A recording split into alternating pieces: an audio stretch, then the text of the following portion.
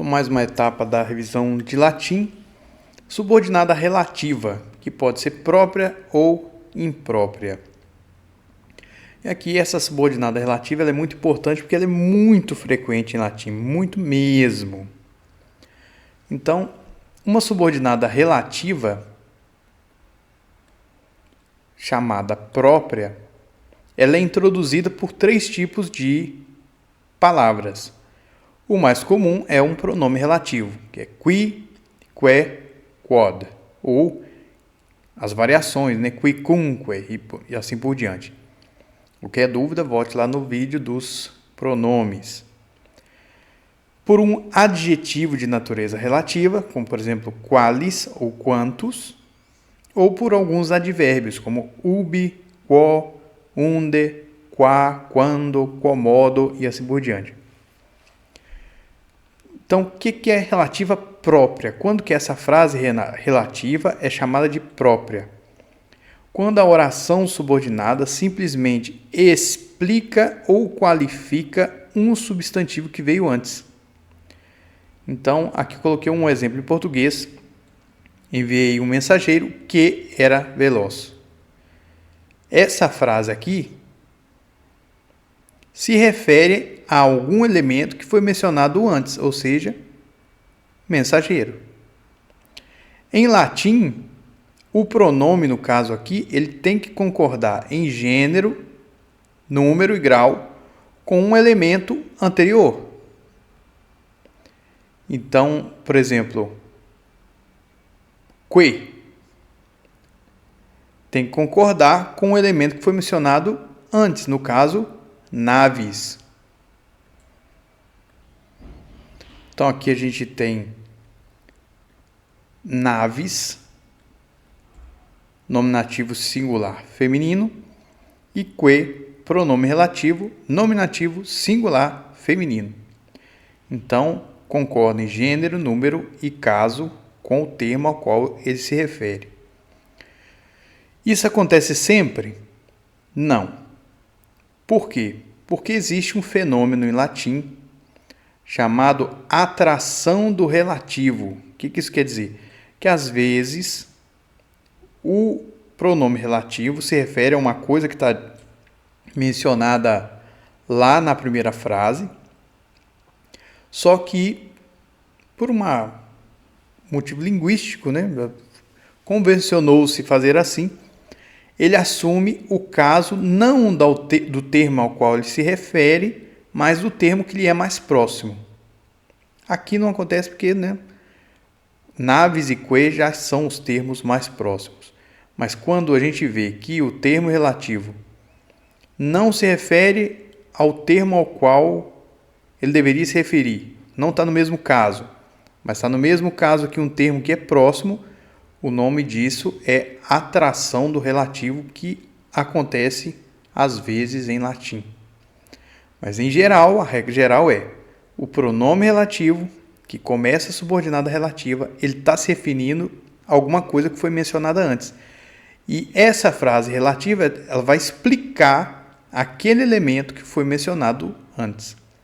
Então, em português, enviei um mensageiro que era veloz. Essa frase está explicando o mensageiro. O pronome relativo em português, a gente traduz com, em geral, aquele que ou que. Se é feminino, aquela que. Se é neutro, aquilo que. Então, em geral, são essas as traduções do pronome relativo. Mas também tem outras traduções, por exemplo, cujo. Dependendo da situação, também se pode usar. Mas, em geral, essas duas aqui são suficientes para a maioria dos casos. Então, vamos lá. Navis que in flumine magna est, in mare parvula est. É a frase de Sêneca. Navis, o navio. Então, o sujeito. Que in flumine magna est. Então, aqui eu achei a frase subordinada. Que é grande no rio, então o pronome relativo que em português virou que, está se referindo ao quê? Ao navio. Navio em latim é feminino. o navio, que é grande no rio, é pequeno no mar. Então, perfeita frase relativa. Isso no latim acontece o tempo todo. O tempo inteiro o latim usa pronome relativo. O tempo inteiro tem frase relativa. Di tibident quecunque optes. Então, quecunque, tudo aquilo que. Di, os deuses. Dent, tibi, aqui é o verbo do, né, de dar, conceder. Deem, a ti, tudo aquilo que desejes ou desejares. Então, aqui nós vemos que quecunque está se referindo àquelas coisas que não foram mencionadas aqui, mas que os deuses te concedem. Então, é como se o referente do quecunque na frase estivesse subentendido. Que os deuses, se a gente fosse colocar explícito, né? Que os deuses te concedam todas aquelas coisas as quais desejares. Só que, mesmo em português, a gente não coloca assim tão explícito, né? Então, as coisas que os deuses te concedem estão implícitas. E é a elas que o quecunque se refere. Então, muito simples. Aqui um pronome um pouco diferente, né? Traduzido como tudo aquilo que. Non prestant philosophi que lopuntur. Os filósofos não realizam. Então, a primeira frase, o verbo é prestant, que locuntur. Que traduzido aqui como aquilo que dizem. Então, o que é o aquilo que se refere? Aquelas coisas que os filósofos não realizam. Mais uma vez, referindo a algo que está implícito na frase principal. E a gente vai traduzir como aquilo que dizem. Uma coisa a se destacar é que esse que aqui é um plural neutro. Então, às vezes, quando aparece um pronome neutro, sozinho, a tradução é aquelas coisas, por exemplo. Se está pronome, por exemplo, ila, seria o plural neutro de ilud. Então, seria aquelas coisas. Em geral, se traduz com coisas, para deixar claro em português, mas no latim vem só o pronome. Aqui, os filósofos não realizam aquilo que dizem, ou seja, aquelas coisas as quais dizem.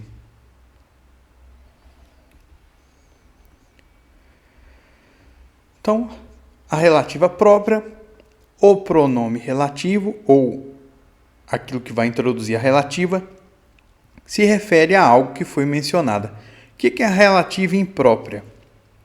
É quando os mesmos elementos, ou seja, um pronome relativo, ou um adjetivo de natureza relativa, ou algum advérbio, iniciam realmente uma subordinada. Só que essa subordinada ela não está explicando uma coisa que foi mencionada antes.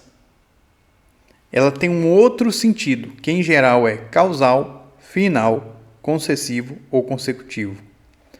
Eu li em algumas gramáticas, embora não foi o que eu aprendi na faculdade, que também pode haver casos em que tem a forma de condicional, comparativa, temporal ou substitutiva coordenativa. Mas o que eu aprendi na faculdade são essas quatro. Talvez porque são as que acontecem na esmagadora maioria. Mas, de toda forma, que fique claro que pode haver exceções a essa regra. Então, a relativa imprópria, ela tem, por exemplo, aqui, mittunt legati qui petant pacem. Então, qui aqui não está explicando um elemento dito antes, por exemplo, legati. E esse qui, ele é melhor traduzido com uma dessas nuances. Causal, final, concessiva ou consecutiva. Então, eu coloco a tradução nessas 4 nuances e escolho a que se adequa melhor ao contexto. Então, aqui a gente está traduzindo uma frase isolada, né? Mas, obviamente, uma pessoa que está lendo um texto, ela tem o contexto para ver qual que se adequa melhor. Então, mitunt legati. São enviados os embaixadores. Qui petant pacem. Causal. Porque peçam a paz. Então, não é o caso, não é causal. Para que peçam a paz. Aqui faz sentido. São enviados os embaixadores, ainda que peçam a paz. Aqui não faz sentido lógico, né? Você está mandando os embaixadores, você está com medo que eles peçam a paz, os embaixadores não têm autonomia para decidir, né? Eles simplesmente são representantes de um rei, de um governo. Então, concessivo não faz sentido. Ou são enviados os embaixadores que peçam a paz. Mas peçam a paz não é consequência de algo que foi feito antes. Então, concessiva também não vale. Então, veja, nessa frase aqui, o único sentido admitido é o de final. Então, na hora de traduzir, eu vou usar a frase final. São enviados os embaixadores para que peçam a paz. Então, veja que aqui não caberia traduzir como se fosse subordinada relativa própria, ou seja, aquele que ou que, porque tem um sentido de final. Outros exemplos. Quis est tam ignarus rerum, qui hoc non intellegat. É uma frase de Cícero. Então vamos tentar traduzir como causal. Quem é tão ignorante das coisas, por que não compreenda isso? Não faz sentido causal. Quem é tão ignorante das coisas, para que não compreenda isso? Então aqui, pelo menos não me soou estranho, né? Quem é tão ignorante das coisas, para que não compreenda isso?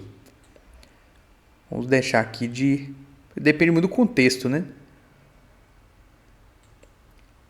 Quem é tão ignorante das coisas, ainda que não compreenda isso, é uma questão de contexto também. Concessiva colocaria um ponto de interrogação. Quem é tão ignorante das coisas que não compreenda isso? Consecutiva me parece a mais adequada. Então, a consecutiva, o não compreender isso, como uma consequência da ignorância. Então, a consecutiva me parece a mais adequada. Mas teria que ver o contexto. Amant te omnes mulieres, neque iniuria, qui sistam pulcher. Plauto. Plauto, que se não me engano escrevia comédias. Todas as mulheres te amam. Com razão. Causal, porque és tão belo. Então, causal, perfeitamente de acordo. Todas as mulheres te amam, e com razão, para que és tão belo. Final, não faz sentido. Todas as mulheres te amam, e com razão, ainda que sejas tão belo. Não, porque a beleza não é obstáculo para ser uma concessiva, né? Todas as mulheres te amam, e com razão, que és tão belo. Ser belo não é a consequência das mulheres amarem, então não faz sentido. Essa frase, então, uma relativa imprópria, porque tem aqui o pronome relativo que inicia uma subordinada, melhor traduzida como causal. Miropola ad fatim mi unguentum largitus est, quo me venustarem. O perfumista deu-me abundantemente perfume, porque eu me embelezasse. Causal não faz sentido. O perfumista deu-me abundante perfume para que eu me embelezasse. Aqui, perfeito. É a finalidade dele ter dado perfume, é que o autor da frase se embelezasse. O perfumista perfumista deu-me abundantemente perfume, ainda que eu o embelezasse. Então, aparentemente não faz sentido.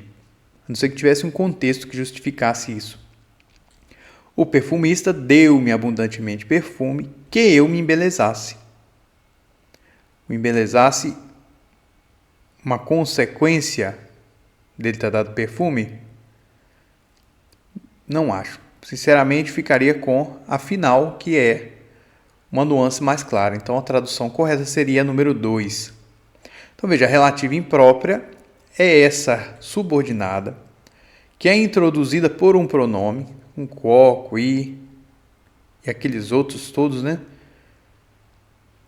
Quicunque, ou qualis, quantos, etc. Mas que na hora de traduzir, ao invés de traduzir como uma relativa própria, ou seja, como um termo que se refere a algo que veio antes, que está no mesmo caso, no mesmo gênero, mesmo número, e que a subordinada explica aquele elemento que foi mencionado antes, ela, na verdade, ela encontra um outro sentido, que pode ser causal, final, concessivo ou consecutivo, na maioria esmagadora das vezes. A maioria esmagadora das vezes vai ser um desses 4. Então, o que é nexo relativo? O nexo relativo ocorre quando um pronome relativo, qui, que e quod, aparece no início da frase ou logo após um ponto e vírgula. Nessa posição, ele não introduz uma subordinada relativa, mas sim estabelece um forte vínculo entre duas orações, funcionando como um conector coordenante. Então, o que é nexo relativo? A gente tem que tomar cuidado, não é toda vez que a gente está lendo um texto, aí você achou lá, qui, ou que, aí você já vai pensando, nossa, então quer dizer que aqui tem uma frase relativa, uma relativa própria, aí você vai olhar, não é. Uma relativa imprópria, você vai olhar, não é. Por quê? Se for no início da frase, ou depois de uma pausa forte, como um ponto, uma vírgula, ou um ponto e vírgula, significa que esse pronome qui, que, quod não inicia uma subordinada. Então, a gente poderia dizer, nexo relativo pode te induzir a erro. Você achar que ali é uma subordinada e não é. Então, como que eu vou traduzir? Ele, na verdade, é um conector coordenante. Então, eu posso traduzir como e, como mas, e então, e por isso. Então, aí o que vai mandar é o contexto. Se são duas frases que estão no mesmo sentido, né, coordenados, é e. Mas se a segunda frase vai em sentido contrário da primeira, é mas. Se é uma continuidade, eu quero reforçar que é uma continuidade, e então, ou e por isso. Então aqui tem dois exemplos. Themistocles a patre exeredatus est. Ponto. Isso é muito importante, porque o nexo relativo ele vem depois de um ponto, ou de um ponto e vírgula, uma pausa forte. Que contumelia non fregit eum. Themistocles foi deserdado pelo pai. Então, esse que aqui, ele não está se referindo a nada que veio depois, ou que veio antes, quer dizer, né? Ele não tem nuance final, causal, concessiva ou consecutiva. Ele, na verdade, é um nexo relativo. Então, eu vou traduzir com mas.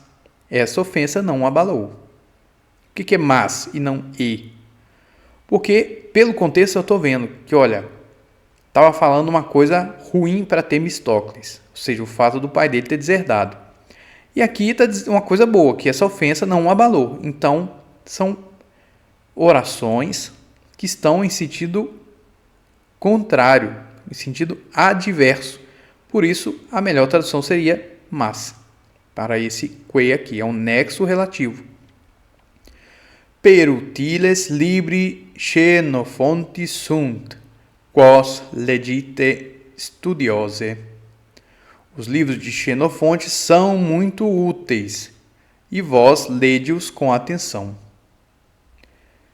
Então, eu poderia traduzir como e, eu poderia traduzir como e por isso, os livros são úteis, e por isso, vós lede-os com atenção. Então, é Cícero indicando para alguém para ler esses livros. Então, não é esse quos um pronome relativo que está explicando nada que veio antes. Isso seria uma oração subordinada relativa própria. Não tem também significado de final, de causal, de consecutiva, de concessiva. Ele vem depois de uma pausa, está aqui o ponto. Então, tudo isso indica que é um nexo relativo, ou seja, ele está coordenando as duas frases e deve ser traduzido dessa forma, ou com e, ou mas, ou e então, ou e por isso. Aí a gente vai procurar aquilo que é mais de acordo com o sentido.